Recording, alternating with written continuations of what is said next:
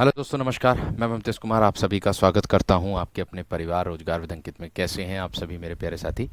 उम्मीद करूंगा बहुत अच्छे होंगे, एकदम बेहतरीन होंगे, एकदम शानदार, जिंदाबाद, ज़बरदस्त, गजब मेरे दोस्त आप सभी होंगे। तो सभी मेरे प्यारे साथियों को प्रणाम है, सुप्रभात है, गुड मॉर्निंग है। प्यारे दोस्त जुड़ेंगे अपनी कक्षा के साथ, और सभी दोस्त मेरे दोस्त आज जो है हम वर्णमाला की कक्षा को कर रहे हैं, अर्थात वर्णमाला को आगे बढ़ रहे हैं। हम स्पर्श व्यंजन मेरे दोस्त हम लोग कर रहे थे। स्पर्श व्यंजनों में मेरे दोस्त हम लोगों ने ये देख लिया था, ये सीख लिया था कि कौन सा स्पर्श व्यंजन किसके द्वारा बोला जाता है। इस तरीके से, यानी कि केटीएम की बात अगर मैं करूं तो केटीएम 2 इस तरीके से हमने कर लिया था।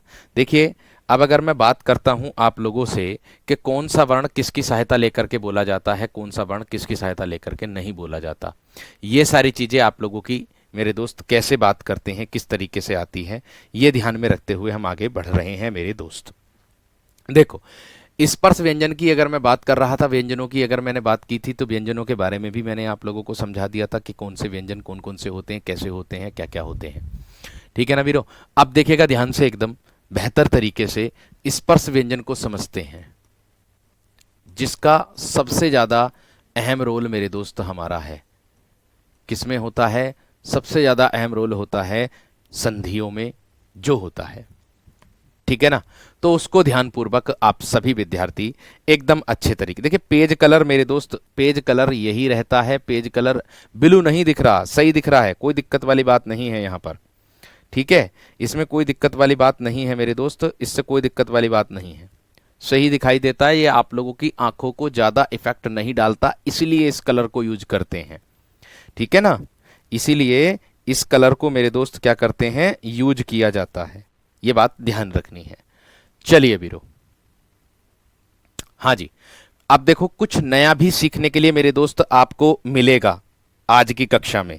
जो विद्यार्थी पुराने पढ़ चुके हैं, है ना, जिन्होंने पहले कक्षा कर ली है, तो उनको आज की कक्षा में मेरे दोस्त बहुत कुछ नया सीखने के लिए मिलेगा, क्योंकि नई भी आप लोगों को जानकारी इसके अंतर्गत आज कक्षा में मिल जाएगी। ब्लैक बोर्ड अगर मैं ब्लैक करता हूं तो मेरे दोस्त ये सभी पीडीएफ सभी टीचर्स जो हैं मेरे दोस्त उसी पर पढ़ा रहे हैं, हम सब लोग उसी पर पढ़ा रहे हैं मेरे दोस्त। मैंने आप लोगों को बताया था कि जो व्यंजनों में आ रही है, स्पर्श व्यंजनों में आपका सबसे पहले आता है कौन सा? कंठ, यानी कि कंठीय जो व्यंजन होते हैं। कौन से व्यंजन होते हैं? जो कंठीय व्यंजन होते हैं। देखिए, अब अगर मैं बात, देखिए स्पर्श व्यंजनों की संख्या 25 होती है, ध्यान रखना। स्पर्शी जो व्यंजन होते हैं उनकी संख्या मेरे दोस्त 16 होती है, वह भी मैं आप लोगों को बताऊंगा। ठीक है, वह भी मेरे दोस्त आप लोगों को बताऊंगा कि जो स्पर्शी वर्ण होते हैं, मतलब स्पर्शी जो व्यंजन होते हैं, उनकी संख्या क्या होती है वह भी बताऊंगा। इनको हम उदित व्यंजन भी कहते हैं। इनको हम क्या कहते हैं? उदित व्यंजन भी मेरे दोस्त इनको हम कहते हैं, उदित व्यंजन के नाम से भी ये जाना जाता है।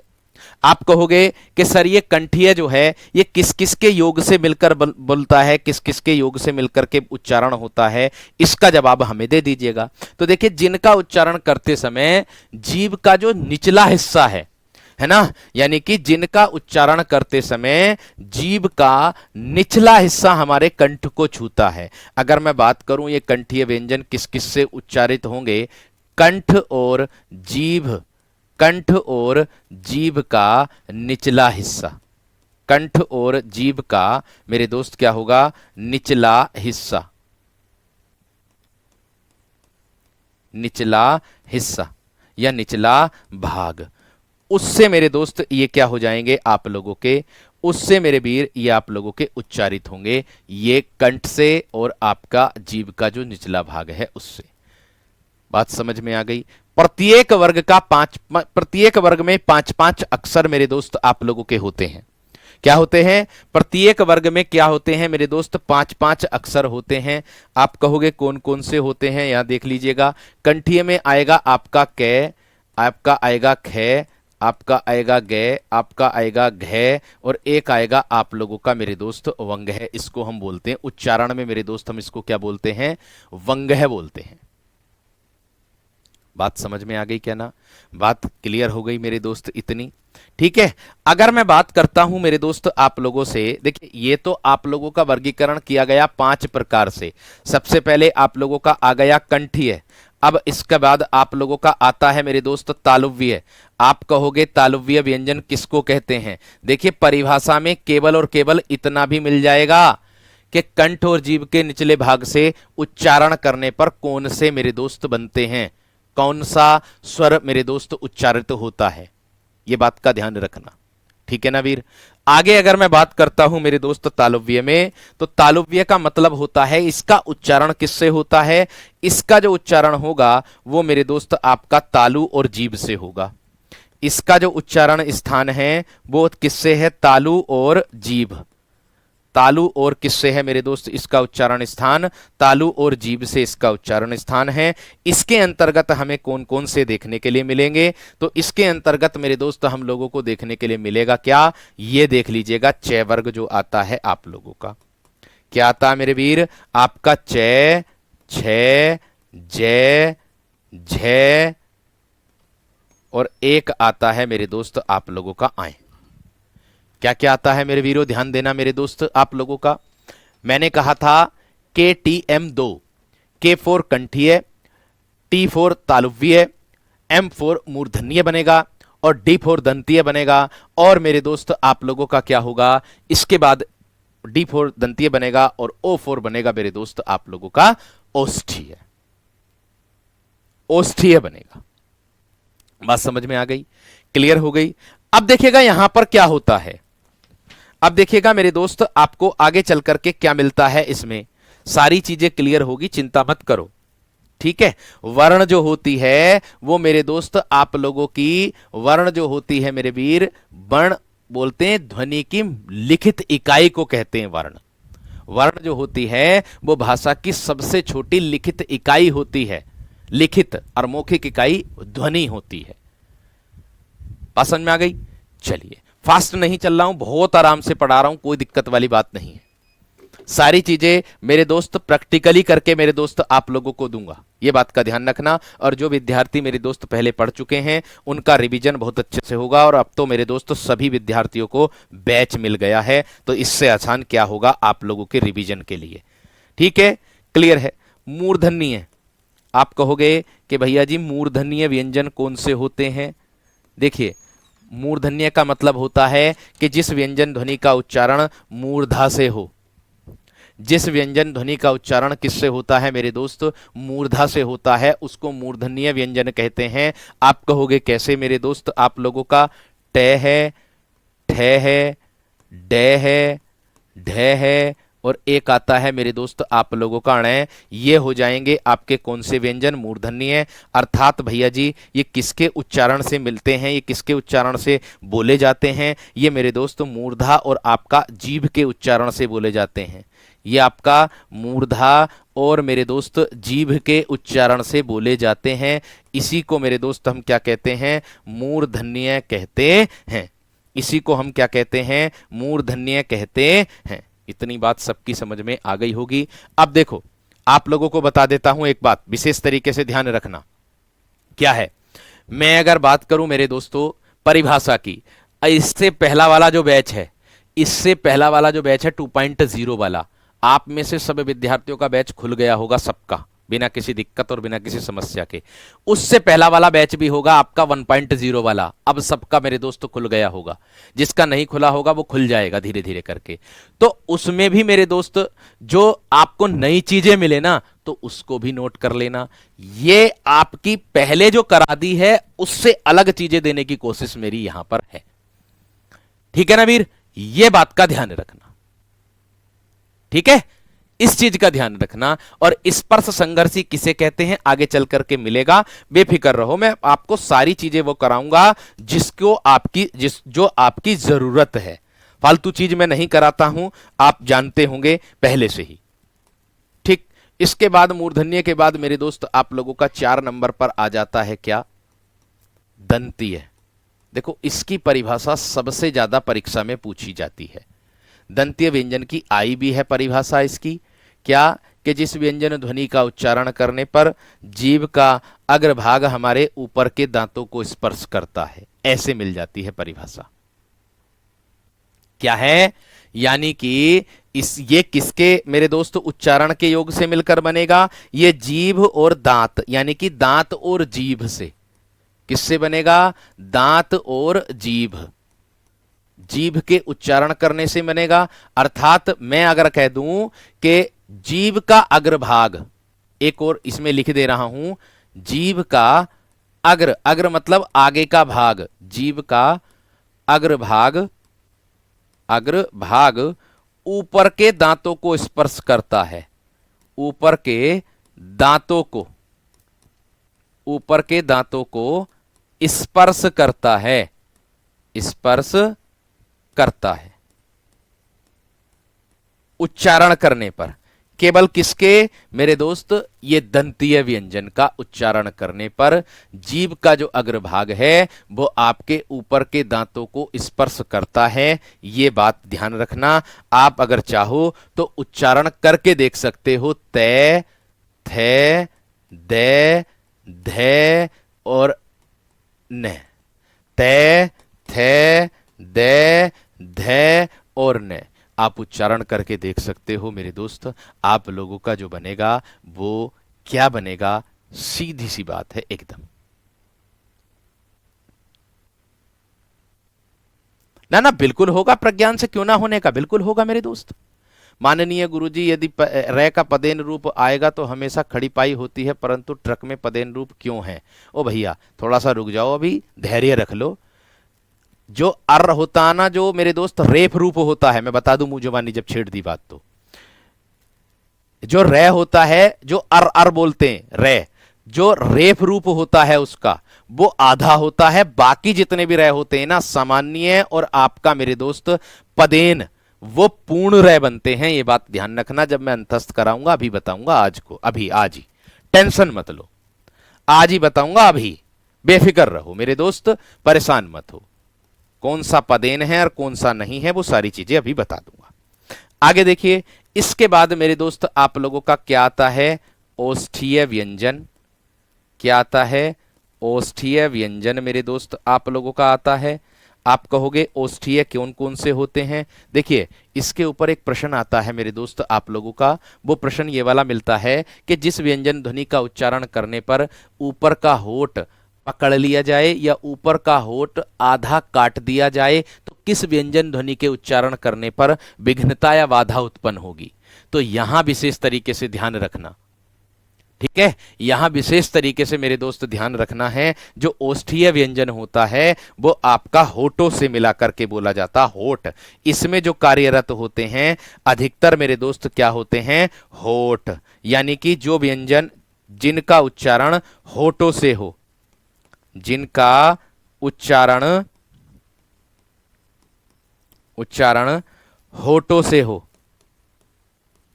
बिना होठों के मेरे दोस्त ये वर्ण नहीं बोले जा सकते। होठों से हो, उनको मेरे दोस्त हम क्या कहते हैं? ओष्ठीय व्यंजन कहते हैं। और बिना होठों के उच्चारण के ये व्यंजन नहीं बोले जा सकते हैं। जैसे इसमें पे आ जाएगा, फे आ जाएगा, बे आ जाएगा, भय आ जाएगा और एक मेरे दोस्त में आ जाएगा। अब अगर मैं बात करता हूं इसकी तो मेरे दोस्त ये जो होते हैं ये आप लोगों के क्या होते हैं? अब आप कहोगे भैया जी इनमें सब में आपने पांचों तो बता दिए, ठीक है। आप कहोगे कि सर जी इसमें पांचों तो आपने बता दिए बड़े अच्छे तरीके से। देखिए कल है शुक्रवार, ध्यान दो मेरी बात पर, कल का दिन है शुक्रवार का। कल आप लोगों को मैं साहित्य पढ़ाऊंगा, ध्यान रखना भैया। कल का दिन है शुक्रवार का, कल मैं आप लोगों को साहित्य की कक्षा पढ़ाऊंगा, ध्यान रखना आप सभी विद्यार्थी, ठीक है भैया। ध्यान रखना मेरे दोस्तों सभी विद्यार्थी, ठीक। कल साहित्य शुरू करूंगा, ये बात ध्यान रखना। आगे देखो, मैं अगर आप लोगों से कहूं कि भैया जी नासिक्य ध्वनि कौन सी होती है, आप सभी विद्यार्थियों के दिमाग में बात खटकी होगी कि नासिक्य ध्वनि तो भैया ने बताई नहीं है, नासिक्य कौन सी होती? मेरे दोस्तों देखो, नासिक्य ध्वनि जो होती है वो मेरे दोस्त आप लोगों की प्रत्येक वर्ग का 5वां अक्षर होता है। नासिक्य ध्वनि जो होती है वो कौन सी होती है मेरे दोस्त? प्रत्येक वर्ग का जो पांचवा अक्षर होता है वही मेरे दोस्त नासिक्य ध्वनि के अंतर्गत रखते हैं। कौन सी होगी मैं आप लोगों के सामने लिख रहा हूं। प्रत्येक वर्ग का पांचवा अक्षर वंग है।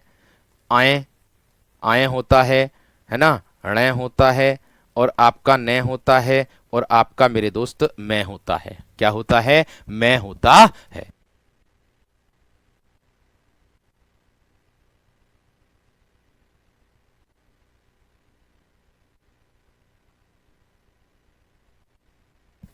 इतनी बात सबकी समझ में आ गई? इतनी बात क्लियर हो गई या ना? फटाफट बताइएगा मेरे दोस्त। देखिए, इतनी बात सभी की क्लियर हो गई। नासिक्य का मतलब होता है जो व्यंजन ध्वनि नाक से बोली जाती है। जो व्यंजन ध्वनि जो होती है वो मेरे दोस्त नाक से बोली जाती है। बात क्लियर हो गई है ना? बात क्लियर हो गई है ना? ठीक है, इतनी बात, इतनी बात समझ में आई है ना? थम्स अप कर दो फटाफट एकदम। इतनी बात सबकी समझ में आई है ना मेरे दोस्त? थम्स अप कर दो जल्दी से।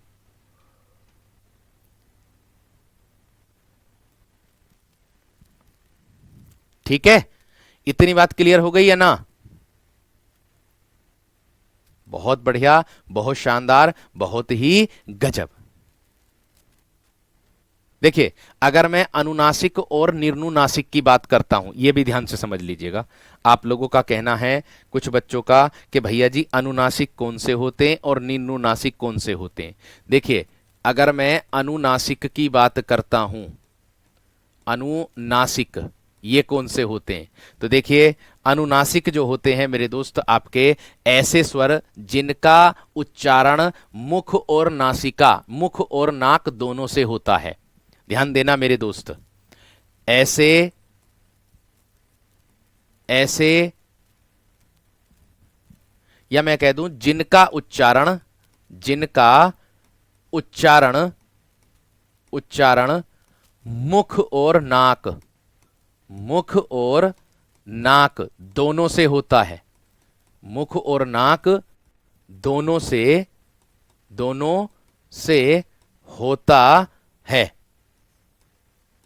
मुख से भी होता है और नाक से भी होता है, उसको कहते हैं अनुनासिक। अब आप कहोगे कि जो अनुनासिक दिया है इसका उदाहरण, इसकी पहचान क्या है मेरे दोस्त? इसकी पहचान में मैं आप लोगों को बता दूं, इसमें वायु मुख के साथ साथ नाक से भी निकलती है। इसकी पहचान यही है, इसमें वायु जो है ना, इसमें वायु मुख के साथ साथ नाक से भी निकलती है। मुख के साथ साथ नाक से भी निकलती है। नाक से भी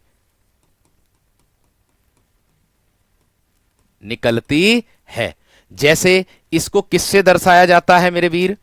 इसको जो दर्शाया जाता है मेरे दोस्तों, मेरे वीरों, मेरे बंधुओं, इसको चंद्र बिंदु से दर्शाया जाता है। इसको किससे दर्शाया जाता है वीरों? इसको जो है आपका चंद्र बिंदु से दर्शाया जाता है। चंद्र बिंदु से दर्शाया जाता है। जैसे मैं फॉर एग्जाम्पल आप लोगों के लिए उदाहरण के तौर पर लिख दूं, क्या कि जैसे मैं उदाहरण के तौर पर आप लोगों के सामने लिख दूं, आंख, आंख, आंख, है ना, आंख, हंसना, हंसना, उच्चारण करके देख लेना, आंख, हंसना, ऊंट, ऊंट, ये मेरे दोस्त आपके क्या होते हैं? अनुनासिक होते हैं। इतनी बात सबकी समझ में आई? अब कहोगे भैया जी निर्नुनासिक कौन होते हैं? निर्नुनासिक कौन होते हैं? ठीक है, अब बात दिमाग में निर्नुनासिक की आई होगी, एकदम तुरंत खटकी होगी। अब देखो, निर्नुनासिक क्या होता है, इसे चंद्र बिंदु से मेरे दोस्त बोध कराते हैं। निर्नुनासिक वह होते हैं मेरे दोस्त जिनका उच्चारण केवल मुख से होता है। ठीक है, जिनका उच्चारण जो है केवल मेरे दोस्त किससे होता है? मुख से होता है।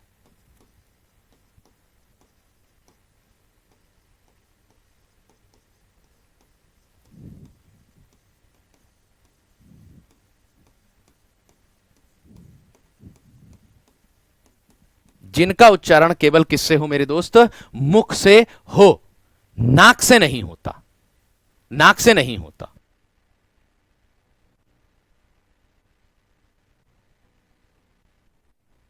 ठीक है, इतनी बात समझ में आ गई है ना। जिनका जो उच्चारण है मेरे दोस्त किससे होता है, मुख से नहीं होता, बस केवल किससे होता है, नाक, नाक से होता है। उसी को मेरे दोस्त हम क्या कहते हैं, निर्नुनासिक कहते हैं। ये बात अपने दिमाग में बसा लेना, गलती मत कर देना, बिल्कुल भी गलती बिल्कुल भी मत कर देना। निर्नुनासिक का मतलब होता है जो केवल मुख से बाहर निकलती है, नाक से नहीं निकलती। जैसे पेड़ है आप लोगों का, सड़क है मेरे दोस्त आप लोगों का, केवल मुख से निकल रही है, नाक से नहीं निकल रही। इसमें आ जाएगा कैसा उदाहरण, जैसे मैं कह दूं पेड़ है आप लोगों का मेरे दोस्त, सड़क आप लोगों का उदाहरण हो जाएगा, ठीक है। और क्या मेरे दोस्त, नाक आप लोगों का उदाहरण हो जाएगा, है ना। राम आप लोगों का उदाहरण हो जाएगा, कलम आप लोगों का उदाहरण हो जाएगा। इसमें केवल मुख मुख से निकलेगी मेरे दोस्त, नाक का प्रयोग नहीं होता। जब तो निर्नुनासिक लगा है, निर्नुनासिक, जब तो निर्नुनासिक लगा है, क्योंकि निर्नुनासिक ध्वनियों में मेरे दोस्त जो है, अनुनासिक के लिए तो चंद्रबिंदु का प्रयोग हम लोग कर देते हैं। इतनी बात समझ में आ गई है ना, थम्स अप कर दो अब जल्दी से फटाफट एकदम। अब इतनी बात समझ में आ गई है ना, जल्दी से बताओ, जो विद्यार्थी पूछ रहे थे फटाफट बताओ, इधर उधर अपना घर, बताओ मेरे दोस्त,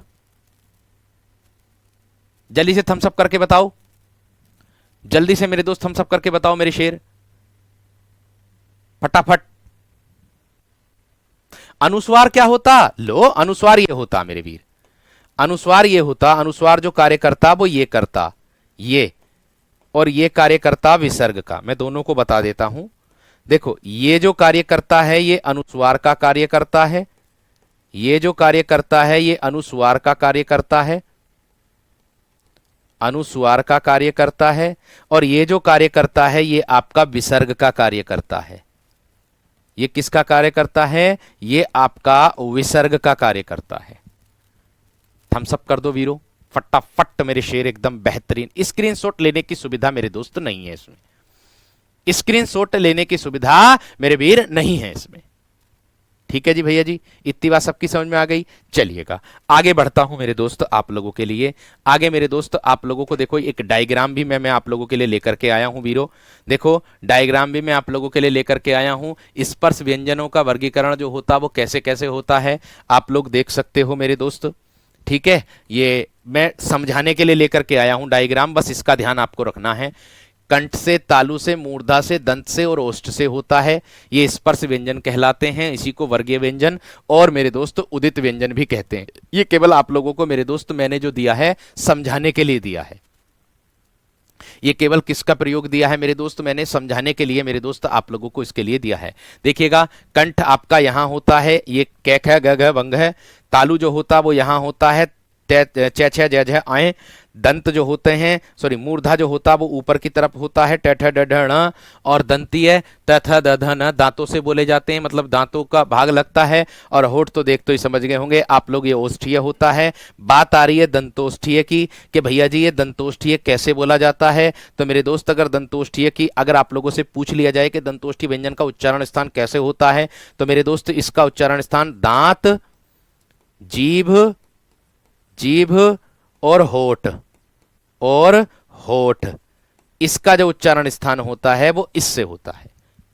दांत, जीभ और होठ, इसका जो उच्चारण स्थान होता है वो इससे मेरे दोस्त आप लोगों का होता है, ठीक है। बात क्लियर हो गई ना, इतनी बात सबकी समझ में आ गई है ना, इतनी बात क्लियर हो गई है ना। अरे सड़क कह दो, पेड़ कह दो, कलम ऐसे हो जाएगा, इसमें कोई अनुस्वार का प्रयोग थोड़ी हो रहा, पूरा ही तो बोले कलम, बस सीधी सी बात, कलम, बस खत्म।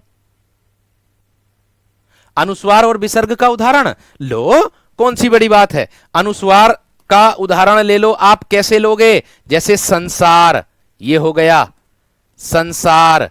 जैसे संरक्षक, संरक्षक ये हो गया। और विसर्ग का दुख आ जाएगा, दुख आ जाएगा, ऐसे होता है, ऐसे होता वीर। फास्ट नहीं चल रहा हूं वीरों, मैं सबको मद्देनजर रखते हुए चल रहा हूं, आप निश्चिंत रहो। कमेंट्स पढ़ना पॉसिबल नहीं है, मैं आपसे यह निवेदन करूंगा, ठीक है भैया, ये होते हैं आप लोगों के क्या मेरे दोस्त स्पर्श मतलब व्यंजन और स्पर्श व्यंजनों का वर्गीकरण जो आप लोगों ने पढ़ा है। लेकिन आगे चल करके आप लोगों से एक वर्गीकरण और देखने के लिए मिल जाएगा। ठीक है, आप लोगों को एक जगह मेरे दोस्त एक उदाहरण और देखने के लिए मेरे दोस्त मिल जाता है कि मेरे दोस्त क्या होता है, वो ये है मेरे दोस्त कि उच्चारण प्रयत्न के आधार पर। कुछ बुकों में देखा होगा आप लोगों ने इस तरीके से लिखा रहता है कि उच्चारण प्रयत्न के आधार पर, प्रयत्न के आधार पर व्यंजन। कुछ बुकों में मेरे दोस्त आप लोगों ने इस तरीके से देखा होगा, उच्चारण प्रयत्न के आधार पर व्यंजनों को जो वर्गीकरण किया गया है वो कितने प्रकार से किया गया है, वो मेरे दोस्त आपका 8 प्रकार से किया गया है। 8 प्रकार से किया गया है। अब कहोगे कैसे, अब कहोगे कैसे भैया जी, तो देखिएगा मेरे दोस्तों मेरे वीरों, आप लोगों को मैं बता दूं 8 प्रकार में एक तो आता है आप लोगों का स्पर्शी व्यंजन। कितने विद्यार्थी ऐसे हैं जिन्होंने मॉक टेस्ट में स्पर्शी व्यंजनों की संख्या देखी? कितने विद्यार्थी ऐसे हैं जिन्होंने स्पर्शी व्यंजन की संख्या देखी मॉक टेस्ट में? और कितने विद्यार्थी ऐसे हैं जिन्होंने स्पर्श व्यंजन की संख्या तो देखी, लेकिन उन्होंने क्या किया, स्पर्शी व्यंजन की संख्या देखने के बाद तुरंत उन्होंने स्पर्श व्यंजन की संख्या लगा दी 25, जो कि उनका उत्तर गलत हो गया था। ऐसे भी विद्यार्थी हैं वीरों। ध्यान देना, अगर हम गहराई से जाते हैं अंदर चैप्टर में तो बहुत कुछ हम लोगों को नया मेरे दोस्त मिलता है, बहुत कुछ नया मेरे दोस्त हम लोगों को मिलता है। देखो मेरे वीरों, अगर मैं स्पर्शी व्यंजन की संख्या की बात करूंगा तो आपकी मेरे दोस्त 16 हो जाएगी। अगर मैं स्पर्श व्यंजनों की संख्या की बात करूंगा ना मेरे दोस्त, वो आप लोगों की कितनी हो जाएगी? 16 मेरे वीरों का सबका जवाब है। जो पुराने विद्यार्थी हैं उनका सबका जवाब मेरे शेरों का 16 16 16 आ रहा है, बिल्कुल सही और सटीक आ रहा है। क्यों आ रहा 16 उनका? क्योंकि उन्होंने देख लिया, उन्हें पता चल गया कि स्पर्शी व्यंजन जो होते हैं वो 16 ही होते हैं। उन्हें यह पता चल गया कि स्पर्शी व्यंजन जो होते हैं वो 16 कौन कौन से होते हैं, वो देख लीजिएगा अब आप लोग अपने सामने। देखो इसके अंतर्गत कौन कौन से आएंगे 16, डायग्राम में ही बनाऊंगा मैं जिससे आपको आसानी होगी।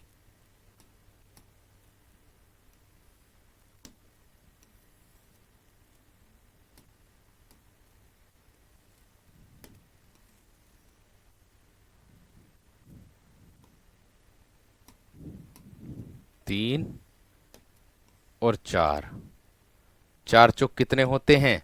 16। ये बात सबकी समझ में आ गई होगी। अब आप कहोगे कैसे 4 चौक 16 होंगे?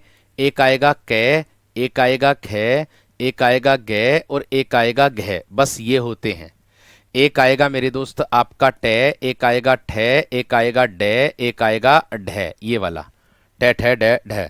एक आएगा तै, एक आएगा तै थे, एक आएगा दे, एक आएगा मेरे दोस्त आपका धे। एक आएगा मेरे दोस्त पै, एक आएगा पै फै बै और एक आएगा मेरे दोस्त आपका भै। ये होते हैं मेरे वीरों आपके 16। ये होते हैं मेरे वीरों आप लोगों के 16। ये होते हैं मेरे शेरों आप लोगों के जो 16 स्पर्श व्यंजन होते हैं, स्पर्शी जो व्यंजन होते हैं 16। यानी कि आप लोगों से पूछी जाए कि स्पर्शी व्यंजनों की जो संख्या होती है 16, वो कौन कौन सी होती है, वो आपके सामने है। बात समझ में आ गई? इस तरह से आप हमें पढ़ा रहे हो तो इस तरह से सर सबसे ज्यादा जो दरोगा होंगे वो तो रोजगार विद अंकित से ही होंगे। धन्यवाद मेरे दोस्त, धन्यवाद मेरे वीर, धन्यवाद।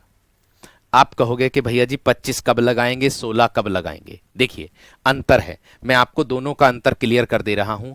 अगर आपसे आएगा कि स्पर्श व्यंजन, अगर ये शब्द आए, ये वाला आए स्पर्श व्यंजन, तब आपको 25 लगाने हैं। अगर ये शब्द आए तब आपको 25 लगाने हैं। अगर शब्द ये वाला आ जाए स्पर्शी व्यंजन, तब आप लोगों को शब्द लगाना है मेरे दोस्त 16। तब आपको शब्द लगाना 16। कुछ बुकों में व्यंजन ना दे करके वर्ण शब्द भी दिया है कि स्पर्शी वर्णों की संख्या कितनी होती, वो भी 16 दिया है। बात समझ में आ गई क्या ना? बात क्लियर हो गई मेरे वीर? इतनी बात सभी की समझ में आ गई, एकदम बेहतरीन। एक भैया पूछ रहे हैं कि भैया जी इसमें और क्या क्या होंगे। ठीक है, स्पर्श व्यंजनों की संख्या आप लोगों ने 25 पढ़ी होगी, स्पर्शी वर्णों की, स्पर्शी व्यंजनों की संख्या जो है वो 16 पढ़ी होगी। अब आप, मैं उम्मीद करूंगा आप कभी जीवन में गलत नहीं करोगे। अब मैं उम्मीद करूंगा आप लोगों से कि जीवन में गलत नहीं करोगे। वैसे स्पर्शी व्यंजन शब्द आता है, अधिकतर वर्ण शब्द आप लोगों को नहीं मिला होता, लेकिन कुछ बुकों में हो सकता है कि टाइपिंग एरर हो, जो मैंने पढ़ा है, इसलिए मैं आप लोगों को बता रहा हूं। ठीक है जी वीरो। अब देखिए इसके अंतर्गत और क्या क्या मिलेंगे आपको। देखो, एक तो मिल गया आपका स्पर्शी व्यंजन, एक तो क्या मिल गया मेरे दोस्त आप लोगों का स्पर्शी व्यंजन, 16 हो गए। इसके बाद और चलते हैं आगे मेरे दोस्त, आगे और भी चीज आएंगी, आगे तो और भी बहुत कुछ देखने के लिए मिलेगा आप सभी विद्यार्थियों को, कुछ नया मिलेगा, कुछ पुराना मिलेगा, हैं। आगे आता है मेरे दोस्त आप लोगों का संघर्षी। आप कहोगे भैया जी ये संघर्षी क्यों है, संघर्षी जो व्यंजन होते हैं वो कौन से होते हैं, ये वर्गीकरण चल रहा उसी का ही अभी। तो आप कहोगे क्या है संघर्षी व्यंजन, कौन कौन से होते हैं। आप में से कोई विद्यार्थी ऐसा जो बता सकता है संघर्षी कौन से होते हैं, बताओ मेरे दोस्त। मैंने कहा कि मेरे भी डाउट जो पूछोगे आप टेलीग्राम ग्रुप में पूछोगे, और उम्मीद मैं ऐसी करके चलूंगा कि आपका कोई डाउट ही नहीं बचेगा। पूरी वर्णमाला पढ़ने के बाद जब मैं आपसे पूछूंगा लास्ट में कि आप बताओ आपका क्या डाउट है, तब मुझे बताना, तब आपका भाई आपके सामने उस डाउट को एकदम क्लियर करेगा। आप लोगों से पूछा जाए कि भैया जी संघर्षी संघर्षी व्यंजन कौन से होते हैं, कितने होते हैं, तो मेरे वीर संघर्षी का मतलब होता है कि जिसमें संघर्ष करके बोला जाए। ऐसे व्यंजन जिसमें संघर्ष करके बोला जाता उसको कहते हैं। तो मेरे दोस्त आपका एक शय हो जाएगा, एक आपका ये वाला शय हो जाएगा, एक आपका ये वाला शय हो जाएगा, और एक आप लोगों का ये वाला शय हो जाएगा। यानी कि ऊष्म व्यंजन को ही हम संघर्षी व्यंजन कहते हैं। यानी कि जिस व्यंजन ध्वनि के उच्चारण में मुख और नाक से गर्म वायु बाहर निकलती है उसको ऊष्म व्यंजन, उसको संघर्षी व्यंजन कहते हैं। आगे चल करके आपको इसकी परिभाषा सहित उदाहरण के साथ आप लोगों को बताऊंगा, दर्शाऊंगा प्रत्यक्ष करके। ठीक है भैया जी, आगे बढ़ता हूं मेरे दोस्तों। आगे कह रहा है आप लोगों का, ये तो हो गया इस संघर्षी व्यंजन। इसके बाद तीसरे नंबर पर हम लोगों ने देखा, ये संघर्षी हो गया। अब आप कहोगे भैया जी स्पर्श संघर्षी कौन से होते हैं। आप लोगों को बता दूं वीरो, स्पर्श संघर्षी के नाम से प्रश्न आपको देखने के लिए मिला होगा सबसे ज्यादा बार कि स्पर्श संघर्षी कौन से होते हैं। आप कह रहे थे भैया इसमें चय क्यों नहीं आ रहा, आप कह रहे थे कि भैया इसमें चय क्यों नहीं आ रहा है, चय क्यों नहीं आ रहा। तो मेरे दोस्तों चय इसलिए नहीं आता है क्योंकि उच्चारण प्रयत्न के आधार पर चय को अलग से जोड़ा जाता है, जिसको संज्ञा दी जाती है स्पर्श संघर्षी की। चय होगा और मेरे दोस्त आपका छय होगा, और मेरे दोस्त आपका चय छय जय, और एक मेरे दोस्त आप लोगों का झय हो जाएगा। इसके अंतर्गत इसको संज्ञा दी जाती है, इसीलिए इसको मेरे दोस्त स्पर्श संघर्षी कहा जाता है। बात समझ में आ गई क्या ना, बात क्लियर हो गई। इस सैटरडे यानी कि कल को मैं आप लोगों को साहित्य पढ़ाने जा रहा हूं। 2 दिन साहित्य पढ़ाऊंगा, सैटरडे और फ्राइडे, फ्राइडे और सैटरडे 2 दिन साहित्य, 4 दिन वो चलेगी आपकी व्याकरण। दोनों को संतुलन में करके चलूंगा, ये बात का ध्यान रखना। ठीक है, इतनी बात क्लियर हो गई। आगे अगर बात आ रही है मेरे दोस्तों आप लोगों की, मेरे दोस्त क्या है, एक बात अगर आगे बढ़ूं, आप कहोगे भैया इसमें नासिक्य नहीं आते क्या। मेरे दोस्त इसमें नासिक्य व्यंजन भी आते हैं आपके उच्चारण प्रयत्न में, इसमें नासिक्य व्यंजन भी आते, लेकिन नासिक्य आपके पांचों के पांचों होंगे। नासिक्य जो होंगे वो आपके पांचों के पांचों, ए भी आ जाता है वो अपवाद में आता है, लेकिन एक अंग जो आता है वो आ जाता है, लेकिन उसको अपवाद में रखते हैं, जोड़ते नहीं है। जोड़ते आप 5 ही हैं बस, ये वाले वंगहा, अय, अणय और न और मैं। ये बात का ध्यान रखना। बात समझ में आ गई क्या ना, बात क्लियर हो गई। आगे देखो मेरे दोस्त, आगे अगर मैं बात करता हूं आप लोगों से नासिक्य के बाद, अगर मैं बात करता हूं मेरे दोस्त 5वें नंबर की, तो 5वां नंबर आप लोगों का आता है पार्श्विक व्यंजन। मैं आपको इसको अलग से भी पढ़ाऊंगा, बस मैं केवल अभी उच्चारण प्रयत्न के आधार पर बता रहा हूं, क्योंकि इसमें अलग से जानकारी और मिलेगी। ठीक है, ध्यान रखना। पार्श्विक जो होता है केवल और केवल लय होता है। एक आता है मेरे दोस्त आप लोगों का, इसी में ही जो भेद होता है लुंठित व्यंजन आता है एक इसी में ही आप लोगों का, लुंठित व्यंजन मेरे दोस्त आप लोगों का आता है। ठीक है, और लुंठित व्यंजन जो होता है वो आपका रै होता है। ठीक है जी। आगे मेरे दोस्त अगर मैं बात करता हूं आप लोगों का 7 नंबर पर, वो क्या आता है मेरे दोस्त आप लोगों का, वो आता है आप लोगों का कौन सा, उत्क्षिप्त व्यंजन आता है। कौन सा आता है मेरे दोस्त, उत्क्षिप्त व्यंजन मेरे दोस्त आप लोगों का इसी के अंतर्गत आएगा। वो भी क्या होगा मेरे दोस्त आपका, जो होगा एक तो ढह हो जाएगा और एक क्या हो जाएगा मेरे दोस्त, ढह हो जाएगा। और लास्ट में आता है वीरो आपका संघर्षहीन व्यंजन। कौन सा आता है, संघर्षहीन व्यंजन।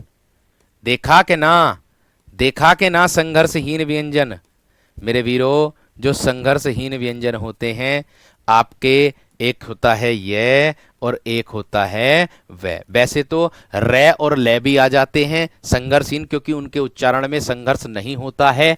एक बात का विशेष तरीके से ध्यान आपको रखना है कि संघर्षहीन में आपको यह और वह अधिकतर देखने के लिए मिलते हैं। इतनी बात सबकी समझ में आ गई क्या ना, इतनी बात सबकी समझ में आ गई है ना मेरे दोस्त, इतना बता दो जल्दी से थम्स अप करके। ठीक है, जिस दिन मैं ये कह दूंगा, जिस दिन मैं आप लोगों से ये कह दूंगा कि भैया आपका जो मतलब वर्णमाला है वो पूर्ण हो गई है, उस दिन आप लोगों का डाउट पूछना मेरे दोस्त मुझसे लाजमी है। उस दिन आपका डाउट पूछना मुझसे लाजमी है। बात समझ में आ गई। ये मेरे दोस्त आप लोगों के क्या होते हैं, ये उच्चारण प्रयत्न के आधार पर वर्गीकरण किया गया है, जिसका मेरे दोस्त आप लोगों को डायग्राम भी मैं आप लोगों को दिखाऊंगा और वन लाइनर भी मेरे दोस्त मैं आप लोगों के लिए लेकर के आया हूं। ठीक है, वन लाइनर ये डायग्राम है आप लोगों का मेरे दोस्त, आप लोग देख सकते हो। ठीक है, ये वन लाइनर है। इस वन लाइनर में वर्णों का जो उच्चारण स्थान है, ये डायग्राम खुद मतलब मेरे दोस्त मैंने बनवाया है। ठीक है, अपने मतलब जो थंबनेल क्रिएट करते हैं उनसे मेरे दोस्त मैंने ये डायग्राम बनवाया है कि कौन सी चीज कहां पर कैसे उच्चारित होती है, वो सब मेरे दोस्त आप लोगों के सामने एकदम प्रत्यक्ष है। किसके अंतर्गत कौन सी चीज आएगी, किसके अंतर्गत कौन सी चीज आएगी, वो सब आप लोगों के सामने प्रत्यक्ष है। क्योंकि प्रत्यक्ष को मेरे दोस्त प्रमाण की आवश्यकता नहीं होती है। ठीक है भैया जी, इतनी बात क्लियर हो गई। ठीक है, हाँ, टॉपिक करने के बाद मेरे दोस्त आपको वर्कशीट मिलेगी। ठीक है, टॉपिक करने के बाद मेरे दोस्त आप लोगों को वर्कशीट मिल जाएगी, ये बात से परेशान ना हो। ठीक है, वर्णमाला मेरे दोस्त एक दिन का टॉपिक नहीं है, 2 दिन का टॉपिक नहीं है, क्योंकि वर्णमाला को समझ के चलना होगा तो हमें बहुत अच्छे से जानकारी लेनी होगी, क्योंकि यूपी एसआई का पेपर है, छोटा मोटा पेपर मेरे दोस्त नहीं है। डीप जानकारी हमें होनी चाहिए, डीप जानकारी मेरे दोस्त हमें होनी चाहिए।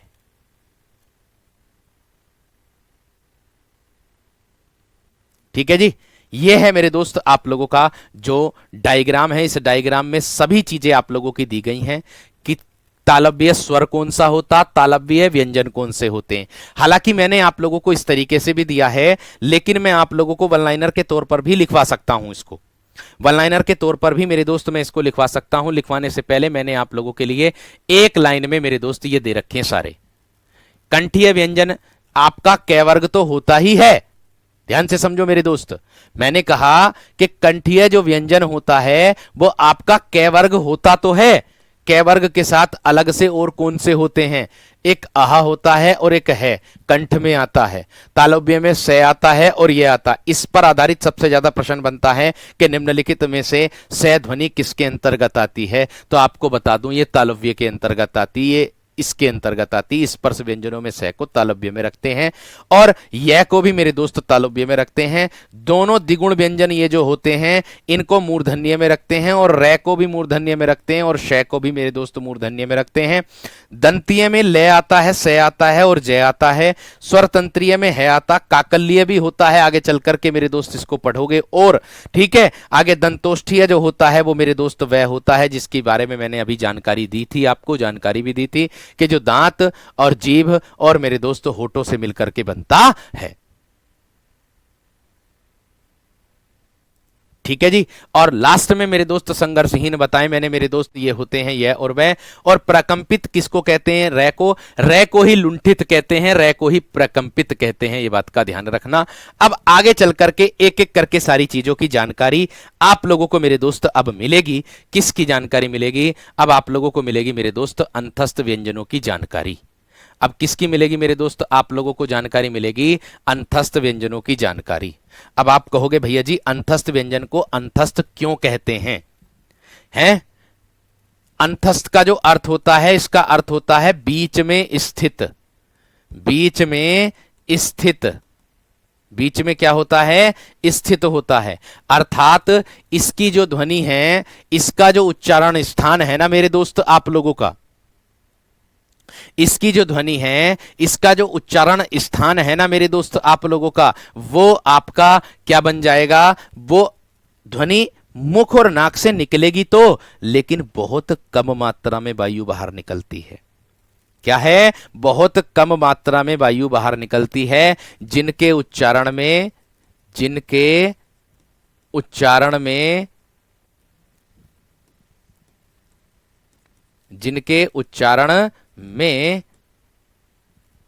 कम मात्रा में वायु बाहर निकले, कम मात्रा में वायु बाहर निकले,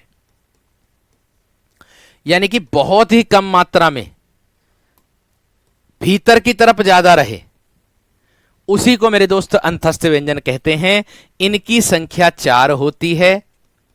इनकी संख्या 4 होती है। देखो इससे एक प्रश्न आता है मेरे दोस्त कि अंतस्थ व्यंजन को आप क्रमानुसार लगाएं। देखा कि नहीं? कितने विद्यार्थियों ने देखा कि अंतस्थ व्यंजन को क्रमानुसार लगाने के लिए, कितने विद्यार्थियों ने देखा ये वाला प्रश्न कि अंतस्थ व्यंजन को क्रमानुसार लगाएं? और ये क्रमानुसार किस क्रम में होगा, ये कितने विद्यार्थियों को पता कि इस क्रम में होगा या नहीं होगा? ठीक है, अगर मैं इसको मेरे दोस्त आप लोगों से ऐसे करके लिख दूं कि य व र ल, अगर मैं आप लोगों से कैसे करके लिख दूं य व र ल, क्या मेरे दोस्त ये अंतस्थ व्यंजन क्रमानुसार है? बता सकता है कोई विद्यार्थी के क्रमानुसार क्या हो सकता है, इसका क्रम क्या हो सकता है? भैया इससे प्रश्न आया है कि अंतस्थ व्यंजन का क्रम क्या होता है, तो मैं आप लोगों को बता दूं, एक पहले ये आता है, फिर उसके बाद रे आता है, फिर उसके बाद ले आता है, और फिर उसके बाद मेरे दोस्त वे आता है। पहले ये आता है, पहले यह आता है, फिर रे आता है, और फिर मेरे दोस्त आपका ले आता है, और फिर मेरे दोस्त आप लोगों का मेरे दोस्त क्या होता है? वह होता है। य व र, य र लेव, य रे लेव। मॉक टेस्ट में देखा था सर मैंने ये वाला जो प्रश्न है जो आप बता रहे हो, बताओ। देखो आप कहोगे कैसे भैया जी, इसको क्यों रखते हैं इसको इस क्रम में? मेरे दोस्त इसलिए रखते हैं क्योंकि मैंने देखो यहां पर बताया था आप लोगों को पहले, यहां देखो ये जो बताया ना मैंने, कहां पर बताया? ये रहा। कहां पर बताया था? ये रहा। यह और वह तो संघर्षहीन हो गए।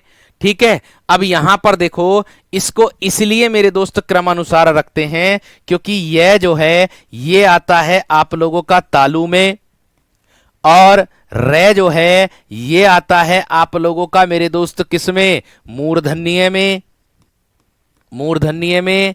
और ये वाला जो रे है, ले है, ये आता है आप लोगों का मेरे दोस्त दंतीय में, और वह जो है ये आता है दंत ओष्ठीय में, दंत ओष्ठीय में, यानी कि दांत और किससे मेरे दोस्त इसको उच्चारण करने में दांत और होठ और मेरे दोस्त क्या? जीभ, इन सब की सहारा लेना पड़ता है, तब जाकर के मेरे दोस्त इसको बोला जाता है। यही क्रम है इसका सही। आप कहोगे सही क्रम कैसे है, आप कैसे साबित कर रहे हो इसको? ये वह जो है मेरे दोस्त एक प्रकार से आप ओष्ठ के अंतर्गत भी रख सकते हो, दंतोष्ठीय है तो ओष्ठ, ओष्ठ सबसे बाद में आता। आ जाओ यहां पर, आ जाओ यहां पर मेरे दोस्त, ये लो देखो, अब यहां पर आ जाओ। क्या कंठीय है यह? नहीं।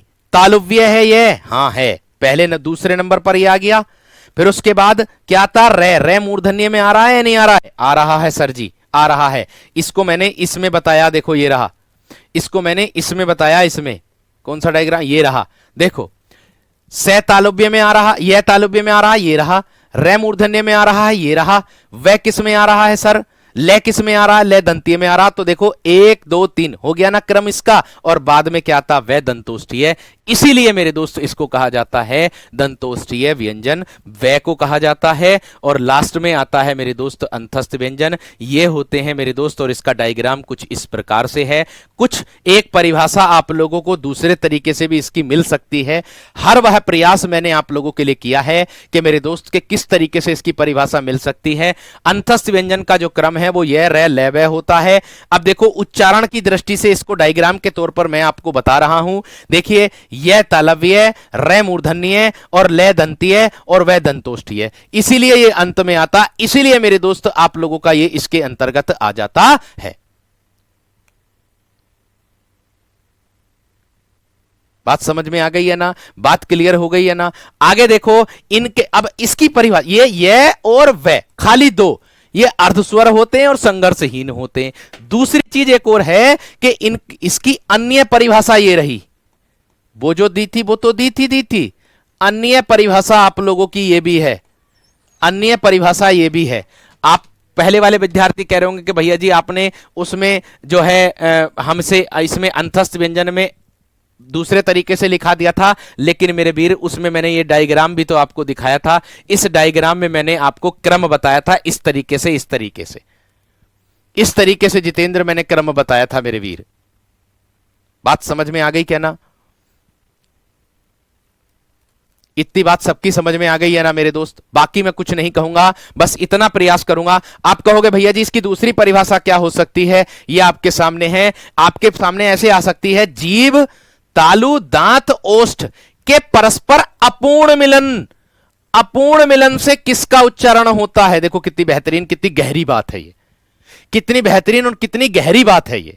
बर्तस्य भी बताऊंगा भैया, ओ भैया देखो बर्तस्य भी बताऊंगा, तुमसे पहले मैं सारी चीजें जानकारी लिए फिर रहा हूं। ये देखो ये रहा दंतमूल बर्तस्य, दंतमूल कोई बर्तस्य कहते हैं, इसकी परिभाषा भी लिख रखी मैंने। थोड़ा सा बस धैर्य रख लो मेरे वीर, धैर्य रख लो, धैर्य रख लो। मैं हर चीज हर वह प्रयास करूंगा आपके लिए जो मेरे लिए उचित होगा, जो आपके लिए उचित होगा। बात समझ में आ गई क्या ना, बात क्लियर हो गई मेरे वीर, इतनी बात क्लियर हो गई। अब आ जाओ ऊष्म व्यंजन पर, अब आ जाओ मेरे दोस्त आप किस पर, ऊष्म व्यंजन पर आ जाओ भैया जी। ऊष्म व्यंजन किसे कहते हैं इसका और बता दो हमें। देखो ऊष्म का मतलब तो आप जान गए होंगे सभी विद्यार्थी मेरे प्यारे वीर, मेरे प्यारे वीर। ओ काकल्य वालों भैया, ओ थम जा भैया थम जा। काकल्य है हो वह परिभाषा भी करके बता दूंगा, जिस व्यंजन ध्वनि का उच्चारण करने पर मुख गुहा खुली रहती है और वायु बंद कंठ को खोलकर झटके से बाहर निकल जाती है, उसे काकल्य बण कहते हैं। अगर मैं परिभाषा बताने लग जाऊं तो आप सुनते सुनते परेशान हो जाओगे कि भैया क्या बता दिया। थोड़ा सा धैर्य रख लो, काकल्य पर जब जाऊंगा जब मैं बताऊंगा, टेंशन मत लो, है ना। तो चलिएगा, फिर बाद में कहोगे हाँ यू क्या कर दो, तो भैया ये मुख गुहा खुलने वाले आधार बता दिया मैंने आप लोगों को एकदम अच्छे तरीके से।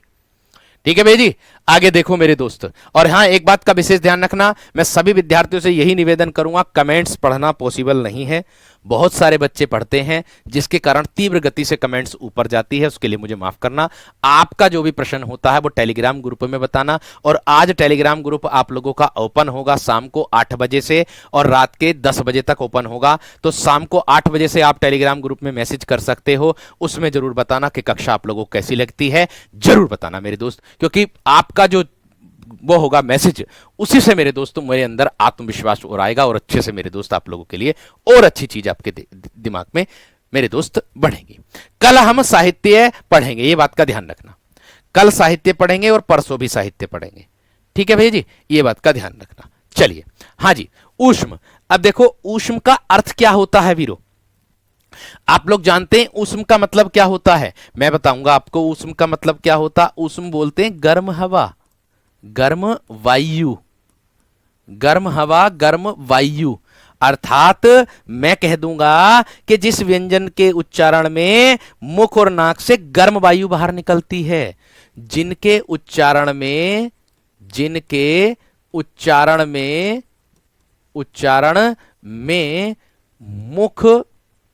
मुख और नाक से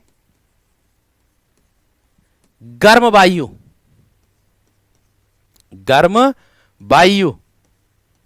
बाहर निकले उसी को मेरे दोस्त हम क्या कहते हैं, ऊष्म व्यंजन कहते हैं। बात समझ में आ गई? बात क्लियर हो गई? आप कहोगे कैसे भैया जी, आप कहोगे भैया जी किस तरीके से? तो मेरे दोस्त एक बात का विशेष तरीके से ध्यान रखना, भैया आपको जो स्वर मानने हैं वो 11 ही मानने हैं। मैंने जो पुरानी क्लास पढ़ाई थी उसमें भी मेरे दोस्त मैंने 11 बता दिया था। भर्ती बोर्ड ने पता नहीं जाने अपनी मनमानी कैसे कर ली कि उसने जो है 13 मान लिए। ठीक है, आपत्ति डालने के बाद भी बच्चों को उत्तर नहीं दिया उसका, गलत बात है भर्ती बोर्ड की, जब केंद्रीय हिंदी निदेशालय खुद 11 मानता है। ठीक, चलिए, मैंने उस व्यंजन का मेरे दोस्त सही क्रम मेरे दोस्त इसका जो होता है वो यही होता है, पहले बड़ा से आता है, फिर पेट चिरा से आता है, फिर है आता है, और फिर मेरे दोस्त आप लोगों का मतलब से आता है और है आता है। इसका कोई सही क्रम मेरे दोस्त पूछा नहीं जाता, क्योंकि अगर है सही क्रम की बात करूंगा तो उस हिसाब से है को सबसे पहले रख देंगे। क्यों? क्योंकि मेरे दोस्त से है जो है वो कंठ के अंतर्गत आता है, जो कि बात क्या हो जाती है, बिगड़ जाती है यहां आकर के। तो इसीलिए इसको इसी क्रम में रखा जाता है, इसका कोई सही क्रम नहीं पूछा जाता। अगर पूछा जाएगा तो यही मेरे दोस्त क्रम हो जाएगा। ठीक है, और देखो यहां ध्यान दो मेरे दोस्त, आप सभी विद्यार्थी, मैं इसकी दूसरी परिभाषा क्या हो सकती है भैया जी? इसकी जो दूसरी परिभाषा होती है वो ये हो जाएगी, ये देखो, घर्षण या रगड़। यहां देखो दूसरी परिभाषा वीरो, मैंने क्या कहा, मैंने कहा आप लोगों से कि घर्षण या रगड़ से उत्पन्न गर्म वायु से उच्चारित व्यंजन, गर्म वायु से उच्चारित व्यंजन, वो क्या हो जाएगा मेरे दोस्त आप लोगों का, वो ऊष्म व्यंजन हो जाएगा। वो क्या हो जाएगा मेरे दोस्त, ऊष्म व्यंजन हो जाएगा। इतनी बात सबकी समझ में आ गई? इतनी बात सभी विद्यार्थियों की क्लियर हो गई? यहां पर देख सकते हो कि कौन सा उच्चारण की दृष्टि से कौन सा व्यंजन कैसे बोला जाता है। शय को हम तालव्य में रखेंगे, शय को पेट चिरे वाले शय को हम मूर्धन्य में रखेंगे, इस छोटे वाले शय को दंतीय में रखेंगे, इस है को हम कंठीय में रखेंगे, है को काकल्य में भी रखेंगे। तो मेरे दोस्त एक बात का विशेष ध्यान रखना, 11 ही लगाइयो आप तो। अब अगर पेपर में आपके स्वर आता 11 लगाइयो, बाकी हम देख लेंगे। आप मेरे दोस्त देखा जाएगा जो होगा। ठीक है, कभी ऐसा हो कि हम 13 लगा दें और वो 11 मान ले आपका इस बार, क्योंकि मनमानी बहुत कर रहा बोर्ड आजकल। ऐसा भी हो सकता कि जो अगर 11-13 वाली बात आ रही थी कि उस प्रश्न को लेकर के बहुत सारे बच्चों के नंबर बराबर बैठ रहे हों, ठीक है, तो इसलिए उसने जो है इधर उधर भी कर दिया होगा। ठीक, इतनी बात सबकी समझ में आ गई है ना? तो मेरे दोस्त ये थी आप लोगों की ऊष्म व्यंजन की परिभाषा। अब मैं उम्मीद करूंगा आप सभी विद्यार्थियों को यहां तक एकदम बेहतरीन तरीके से समझ में आ गया होगा। आज जितना हम लोगों ने पढ़ा है और हमें बहुत कुछ नया सीखने के लिए भी मिला है, ऐसी मैं उम्मीद आप सभी विद्यार्थियों से रखूंगा और करूंगा। ठीक है, ऐसी मैं उम्मीद मेरे दोस्त प्रत्येक विद्यार्थी से करूंगा, क्योंकि परिभाषा किसी भी रूप में पूछी जा सकती है, कोई सा भी रूप होता। और रही बात पुस्तकों की, मेरे दोस्त बिना पुस्तकों के पढ़ करके, बिना पुस्तकों के ज्ञान लिए कोई ज्ञान संभव नहीं होता है, ये बात का ध्यान रखना। ठीक है ना वीर? इस चीज का विशेष तरीके से ध्यान आप सभी विद्यार्थियों को रखना है। ठीक ना अमन? 11 ही लगाने, कुल 11 ही लगाने हैं आपको। मैं कह रहा हूं अब 11 ही लगाने हैं।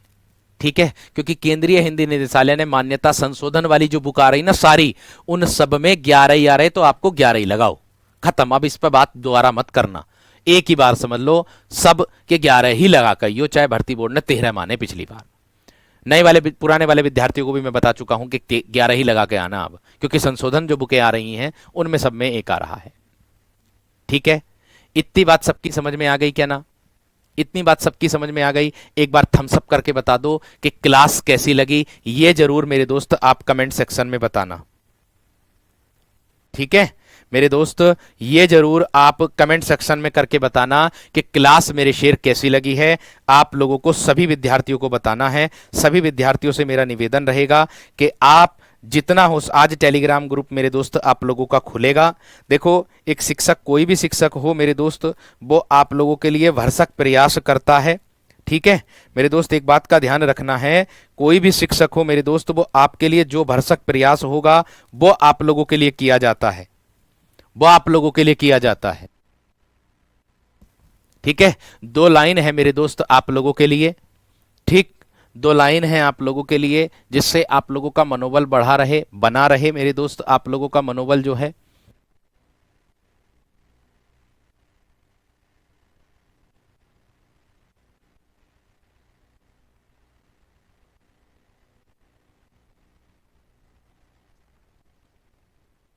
ठीक है, दो लाइन मेरे दोस्त आप सभी विद्यार्थियों के लिए है ये। क्या कि आपने देखा भी होगा, जिंदगी में जो है बिना ठोकर लगे मेरे दोस्त कुछ प्राप्त नहीं होता है, क्योंकि दुनिया की हर चीज ठोकर लगने से टूट जाती है। दुनिया की हर चीज ठोकर लगने से टूट जाती है। एक कामयाबी ही है जो ठोकर लगने के बाद आती है, ये बात का ध्यान रखना। और मेरे दोस्त आप परेशान बिल्कुल मत होना कि मेरे नंबर कम आ रहे हैं, अपने आप को कमजोर मत समझना। ठीक है, आपसे बड़ा मेरे दोस्त बलशाली कोई नहीं है, क्योंकि ये पुस्तकें भी एक मनुष्य बना सकता है, तो आप भी तो एक मनुष्य हो। इसका अनुसरण करके आप हर उस मंजिल पर पहुंच सकते हो जिसको जो आपकी मंजिल है। धन्यवाद वीरो, नमस्कार।